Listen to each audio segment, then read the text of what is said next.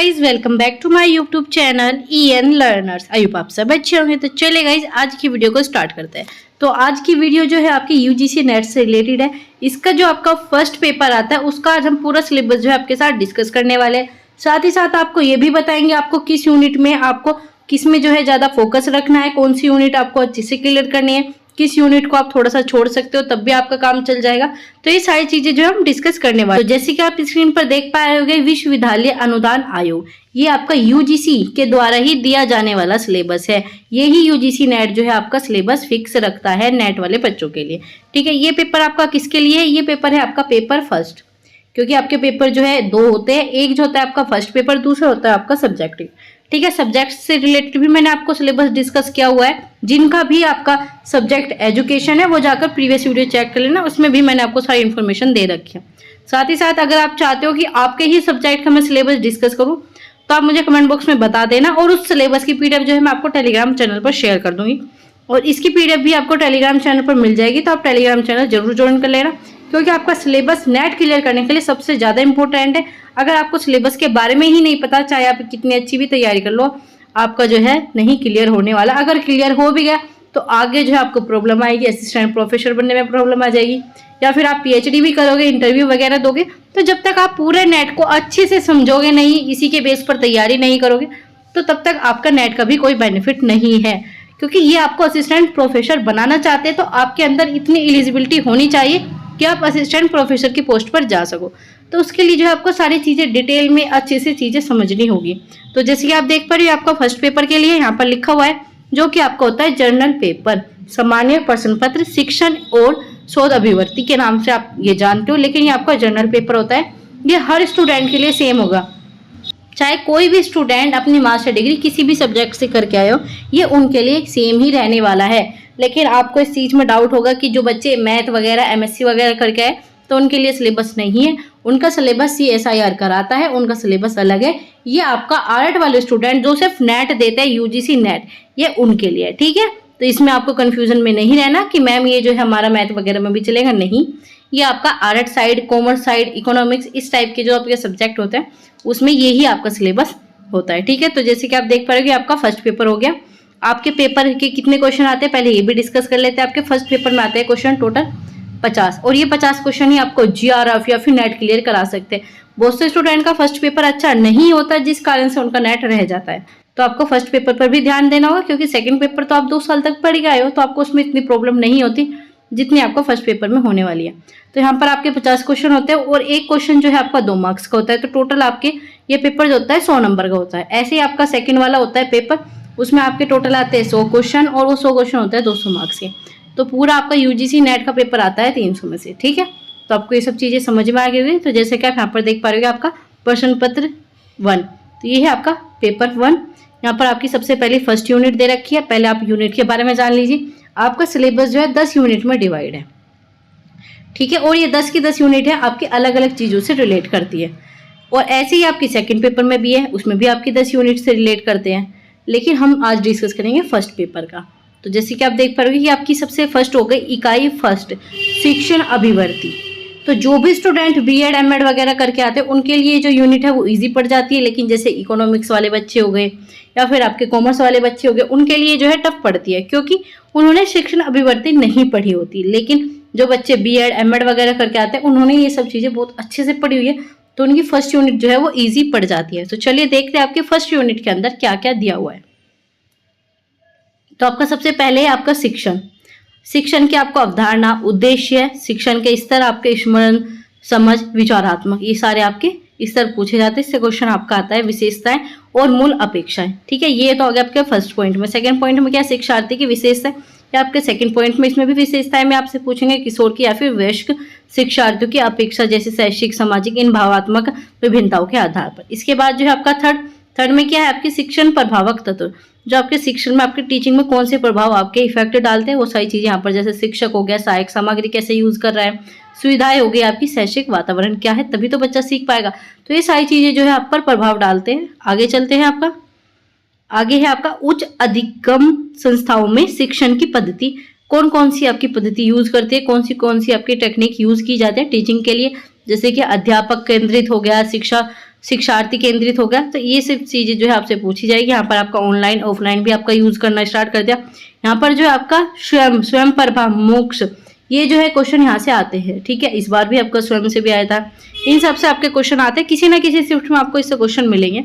और ये आपका सेकंड पेपर में भी हेल्प करता है। पोस्ट स्टूडेंट का जो सेकंड पेपर होता है उसमें भी इस चीजें पूछी जाती है, ठीक है। तो आगे है आपके ऐसी सहायक प्रणाली आपकी शिक्षण की, ये सब हो गया आपके जैसे ICT पर आधारित, परंपरागत, आधुनिक पर, ये हो गया। इसके बाद है आपके मूल्यांकन प्रणाली, ये भी आपका पूछा जाता है। इसके तत्व प्रकार, क्रेडिट आधारित प्रणाली के मूल्यांकन, कंप्यूटर आधारित परीक्षा, तो ये सारी चीजें आपके नवाचार वगैरह हो गए, ठीक है। तो ये जो यूनिट है आपके इंपॉर्टेंट है, इसमें से आपके 5 क्वेश्चन आते हैं। ऐसा नहीं कि 5 क्वेश्चन फिक्स है, लेकिन आएंगे आपके सारे ही क्वेश्चन। बहुत से बच्चे क्या सोचते हैं, भाई हम तो शुरू की 4 यूनिट कर लेंगे, तो जरूरी नहीं उन 4 यूनिट से ही आपका काम चल जाए। आपके क्वेश्चन में 10 यूनिट है तो आपके 10 यूनिट से ही क्वेश्चन पूछे जाते हैं, ठीक है। तो ये जो है आपको ध्यान रखना है, ये आपका इंपॉर्टेंट पोर्शन है और आपको पढ़ने में भी बहुत ईजी लगे। आप ये कह सकते हो ये इस सिलेबस की सबसे ईजी यूनिट आपकी ये ही है। आपको पढ़ने में भी इंटरेस्ट आएगा और आपको टीचिंग से रिलेटेड पता होना चाहिए, क्योंकि जब आप असिस्टेंट प्रोफेसर बनोगे तो आपको पता होना चाहिए कि आप बच्चों को किस तरह हैंडल करोगे, अडल्ट लर्नर जो होता है उन्हें कैसे हैंडल करोगे। तो इसमें दोनों के बारे में बताया, किशोर के में भी और आपके वयस्क शिक्षार्थी जिनको आपको पढ़ाना होता है उन्हें आप किस तरीके से पढ़ा सकते हो। तो ये सारी चीजें जो है आपके साथ यहाँ पर डिस्कस की जाएगी। आगे चलते हैं आपका सेकेंड यूनिट है आपकी शोध अभिवर्ती, जो कि आपकी नेट, GRF या फिर आपके असिस्टेंट प्रोफेसर या फिर PhD एंट्रेंस, उनके लिए सबसे ज़्यादा इंपॉर्टेंट है आपकी रिसर्च। क्योंकि आप कहाँ जा रहे हो, PhD के फील्ड में जा रहे हो, तो वहाँ पर क्या करोगे, आप रिसर्च करोगे, असिस्टेंट प्रोफेसर बनोगे, तो आपकी रिसर्च का तो बैकग्राउंड होगा। तो ये सबसे ज़्यादा इंपॉर्टेंट है।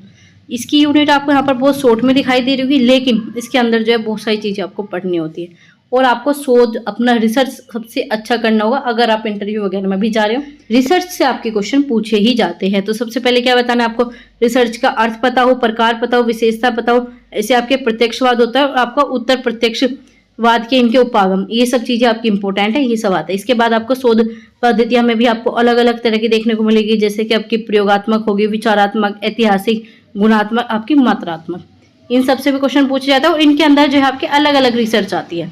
तो आपको ये देखने में छोटा लग रहा हो, लेकिन ये छोटा नहीं है। इसमें आपका बहुत सारी चीजें आएगी, जैसे कि गुणात्मक में आपकी कौन कौन सी रिसर्च आती है, आपकी मात्रात्मक में कौन कौन सी रिसर्च आती है, इससे आपके क्वेश्चन पूछे जाते हैं, ठीक है। फिर करते हैं शोध के चरण, स्टेप ऑफ रिसर्च भी आपके पूछे जाते हैं, कौन कौन से स्टेप अपनाने चाहिए आप जब रिसर्च करोगे, तो ये भी इंपॉर्टेंट है। आगे चलते हैं शोध प्रबंध एवं आलेखन लेखन। इसके बाद आपका फॉर्मेट या फिर संदर्भ की शैली, ये भी आपसे पूछा जाता है, APA MLA वगैरह करके। तो आपका ये भी हो गया। आगे चलते हैं आपका ICT का यूज़ किस प्रकार करोगे आप शोध में। आजकल जो है आपकी टेक्नोलॉजी वगैरह का ज़्यादा ही यूज़ करते हैं, तो इसका आप यूज़ कैसे करोगे शोध को अच्छा बनाने में। ऐसे ही आपकी जो अगला है आपका शोध नैतिकता, ये आपका जो है नया बहुत ज़्यादा यूज़ किया जा रहा है। आजकल जो भी आपके पेपर आ रहे हैं उसमें आपकी शोध नैतिकता से क्वेश्चन पूछे जाते हैं। पहले आपके इस पर इतने नहीं पूछे जाते थे, आपसे अर्थ, प्रकार, इन सब चीज़ों से पूछ लेंगे, लेकिन अब जो है आपका UGC नेट का नया आपका ट्रेंड बन चुका है, ऐसा टॉपिक है जिससे आपके क्वेश्चन पूछे जाते हैं। तो आपको नैतिकता भी आपको अच्छे से आनी चाहिए, ठीक है। आपका इस बार भी इससे क्वेश्चन पूछा गया। अब बात करते हैं आपकी इकाई थर्ड। यह आपकी इकाई सबसे ईजी है और आप ये कह सकते हो सबसे हार्ड है। हार्ड क्यों है और ईजी क्यों है, चलिए वो देखते हैं।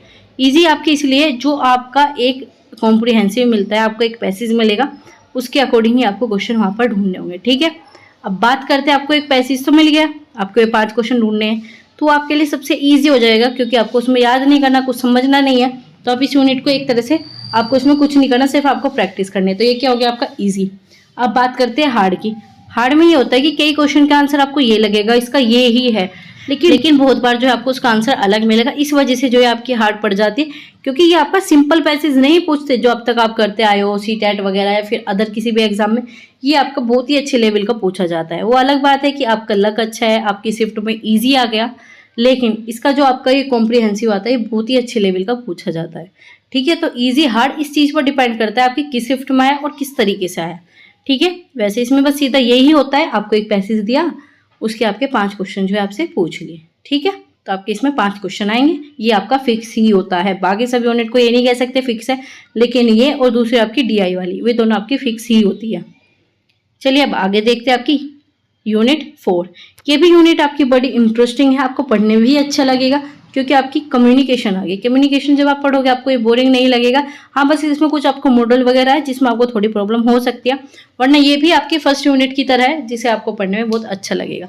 सबसे पहले आपका संप्रेक्षण का अर्थ, प्रकार और अभिलक्षण, ठीक है, इससे भी क्वेश्चन पूछे जाते हैं। आगे आपका प्रभावी संप्रेक्षण, इससे ज़्यादा क्वेश्चन पूछे जाते हैं कि आप संप्रेक्षण कैसे कर पाओगे, बच्चों को किस तरीके से पढ़ाओगे, कैसे कम्युनिकेशन क्रिएट करोगे, ये सब चीज़ें, ठीक है। वाचिक और गैरवाचिक, इसके अंदर आते हैं अंतर सांस्कृतिक समूह, एक संप्रेक्षण, कक्ष संप्रेक्षण।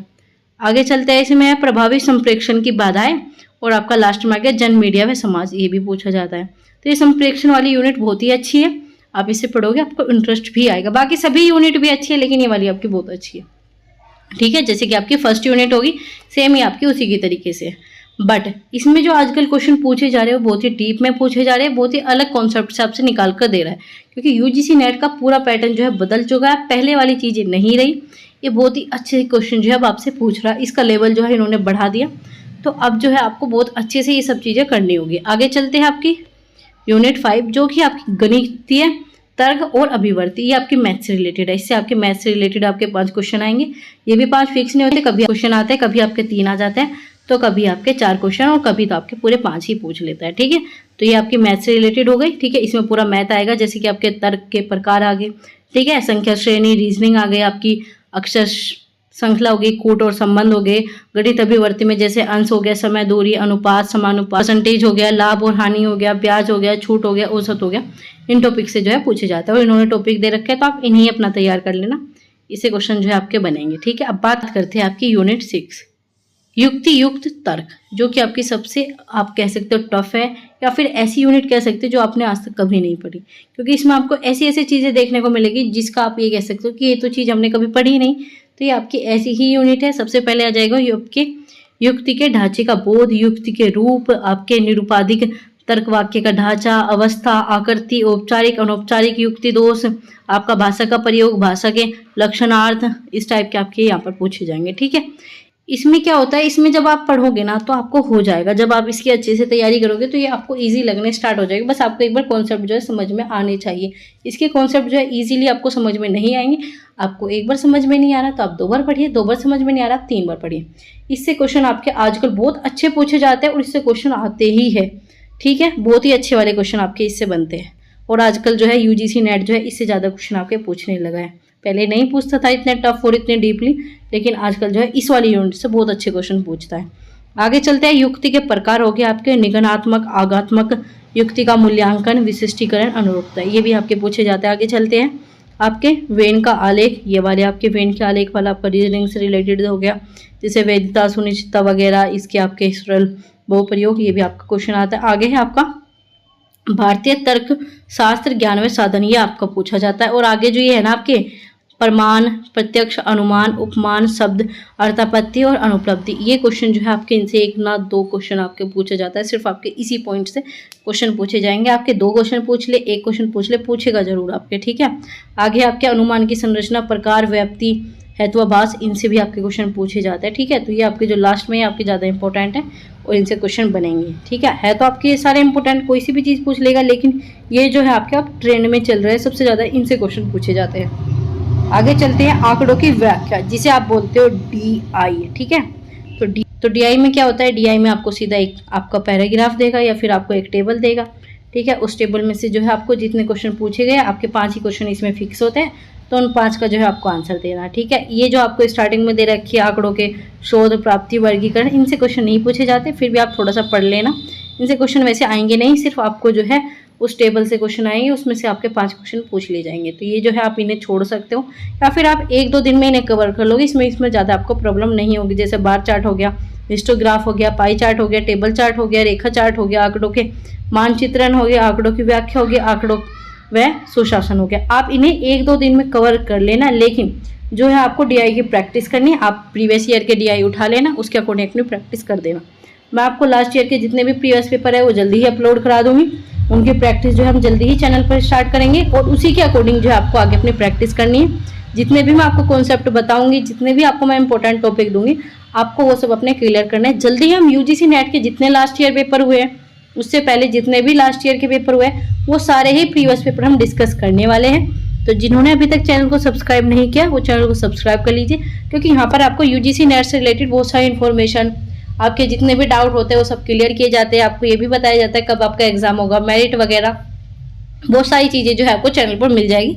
आप जाकर एक बार प्रीवियस वीडियो जरूर चेक कर लेना। यहाँ पर आपको यूजीसी नेट की तैयारी करने के लिए बुक वगैरह भी मैंने आपको बता रखी है, तो आप जाकर प्रीवियस वीडियो जरूर चेक कर लेना, आपके लिए बहुत ही ज़्यादा हेल्पफुल होगा। ठीक है, तो ये आपका डीआई का सिस्टम हो गया। इसके बाद जो है आपकी इकाई 8 है आपकी ICT। ठीक है, तो ये यूनिट जो है बहुत स्टूडेंट को ईजी लगेगी, लेकिन बहुत से स्टूडेंट को हार्ड लगेगी, क्योंकि इसमें क्या होता है, जो आपके हिंदी मीडियम वाले बच्चे होते हैं उन्हें ये जो है आपकी हार्ड पड़ जाती है, लेकिन जो आपके इंग्लिश मीडियम वाले बच्चे होते हैं उन्हें ये जो है आपकी ICT ईजी पड़ जाती है। वैसे आप यूजीसी नेट अगर पेपर देते हो, अगर आप इंग्लिश का देते हो तो आपके चांस ज़्यादा है सेलेक्ट होने के। अगर आप हिंदी लैंग्वेज में देते हो तो आपके चांस कम हो जाते हैं सेलेक्ट होने के। क्यों? क्योंकि हिंदी में जो है आपकी बहुत ज़्यादा करेक्शन मिलेगी, क्वेश्चन में बहुत ज़्यादा आपको प्रॉब्लम होगी, थोड़े टफ पड़ता है, लेकिन इंग्लिश में आपका पेपर बहुत ईजी पड़ता है। तो आप थोड़ी हैबिट डालना कि आप इंग्लिश में जो है क्वेश्चन ज़्यादा सोल्व करो। ठीक है, तो यहाँ पर जो है आपके ICT की सबसे पहले यही सामान्य संक्षिप्त शब्दावली आ गई। आपके इंटरनेट या फिर आपके ईमेल, इन सब चीज़ों से कॉन्फ्रेंसिंग की मूलभूत। इसके बाद आपके उच्च शिक्षा में डिजिटल पहल क्या क्या चीज़ें आजकल यूज़ हो रही है, आपके ICT और अनुशासन। ये आपको देखने में छोटा लग रहा है, लेकिन आपको ICT में बहुत सारी चीज़ें पढ़ने को मिलती है। ICT भी आपको बहुत अच्छे लेवल का पूछा जाता है, और आपके इसमें 5 से ज़्यादा क्वेश्चन आजकल पूछे जाने लगे। पहले आपके कम पूछे जाते थे, लेकिन अब ICT को इन्होंने ज़्यादा रेफर करना स्टार्ट करते हैं। ICT के आपके क्वेश्चन अब ज़्यादा पूछे जाते हैं, तो आपको अपनी ICT भी मजबूत करनी होगी, आप इसे भी नहीं छोड़ सकते। ठीक है, आगे चलते हैं। आपका यूनिट 9 है आपकी PDE। PDE का मतलब क्या है? प्यूपिल। आपका D का डेवलपमेंट, E का इन्वायरमेंट, लोग, विकास और पर्यावरण। जैसे कि आप देख पा रहे हो इसमें 3 शब्द यूज है, तो इन्हीं तीनों पर जो है आपके पूरे यूनिट बना दी गई है। सबसे पहले आपके लोग विकास, आपके विकास क्या है, पर्यावरण क्या है, इसी में आपका मिलेनियम विकास या फिर आपका समपोक्ष विकास का लक्ष्य क्या है, ये सब चीजें आपकी आ गई। इसके बाद आपका मानव आ गया, मानव का पर्यावरण में कैसा व्यवहार है, ठीक है, इसके क्रियाकलाप, उसके प्रभाव आ गए। अब आ गया आपका पर्यावरण ये सारा आपका पर्यावरण से रिलेटेड है, और आपके ज्यादा क्वेश्चन पर्यावरण से ही पूछे जाएंगे। पर्यावरण मुद्दे आपके कौन कौन से मुद्दे होते हैं, जैसे यहाँ पर आ गया वायु प्रदूषण, जल प्रदूषण, क्षेत्रीय आपके ध्वनि प्रदूषण, अपशिष्ट, ये सारी चीजें आ गई। ठीक है, इसके बाद जो है आपको मानव स्वास्थ्य पर प्रदूषण के प्रभाव आ गए। इसके बाद जो है आपकी प्रकृति ऊर्जा के स्रोत, जैसे कि सौर, पवन, मृदा, इन सब के आगे। तो आपके आगे प्राकृतिक जोखिम, आपदा है। इसके बाद आपके पर्यावरण संरक्षण अधिनियम, जितने भी आपके अधिनियम है उनसे 1-2 क्वेश्चन पूछा जाता है, तो ये यूनिट भी आपकी इंपॉर्टेंट है। इससे बहुत ही अच्छे लेवल का क्वेश्चन पूछा जाता है। 2-3 क्वेश्चन तो आपको ऐसे देंगे जो कि आपको होंगे ही नहीं, बहुत ही अलग टाइप के पूछ ले जाते हैं, बहुत डीप में चले जाते हैं, लेकिन आपके इससे बहुत अच्छे क्वेश्चन पूछे जाते हैं। तो आपको PD जो है अपनी बहुत अच्छे से क्लियर करनी है। आगे चलते हैं। आपकी लास्ट यूनिट जो है आपकी यूनिट 10 आपके है उच्च शिक्षा प्रणाली। यह यूनिट जो है आपकी बहुत इंटरेस्टिंग कह सकते हैं, बहुत ही आपकी मजेदार यूनिट है। क्यों?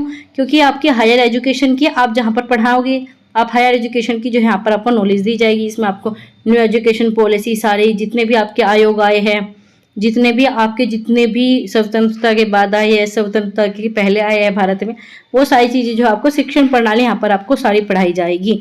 जैसे कि सबसे पहले उच्च अधिगम संस्थाएं कौन कौन सी, प्राचीन भारत में शिक्षा कैसी थी, स्वतंत्रता के बाद भारत शिक्षा में जो आपकी उच्च अधिगम है उसमें आपका क्या है, शोध का उद्भव कैसे हुआ।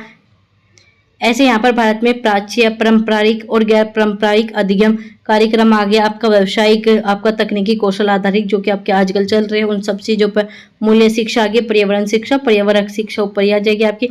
आपका नीति शुद्धिया, आपके सब इसमें जो है आपकी ज़्यादातर आयोग, आपके जो ये स्टार्टिंग के पॉइंट है, इनसे ज़्यादा क्वेश्चन पूछ जाते हैं। इनसे आपके 2-3 क्वेश्चन नहीं आते, इनसे ज़्यादा क्वेश्चन आते हैं आपके। ठीक है, तो आपके इसमें जितने भी आयोग होते हैं आपको वो आयोग याद रखने हैं, डेट वगैरह याद रखनी है, कब आया था, क्या हुआ था, वो सब चीज़ें आपको याद रखनी है। ठीक है, ये भी इंपॉर्टेंट बहुत है, और आपको ये पढ़ने में भी अच्छी लगेगी। आगे चलते हैं आपकी टिप्पणी पर। टिप्पणी में क्या है आपकी, सबसे पहले यही बताया गया कि प्रत्येक यूनिट में से जो है आपके 5 क्वेश्चन तैयार किए जाएंगे। एक क्वेश्चन जो है 2 मार्क्स का होगा। आगे इन्होंने ये बताया जो कि आपके दृष्टिहीन वगैरह होते हैं उनके लिए जो है अलग टाइप की सुविधा ये दे देंगे। ठीक है, तो वो चीज़ें आपके काम की नहीं है, लेकिन आपको जैसे मैंने बताया कि आपका पूरा सिलेबस जो है यूजीसी नेट ही आपका क्रिएट करता है, यूजीसी नेट के द्वारा ही दिया गया है।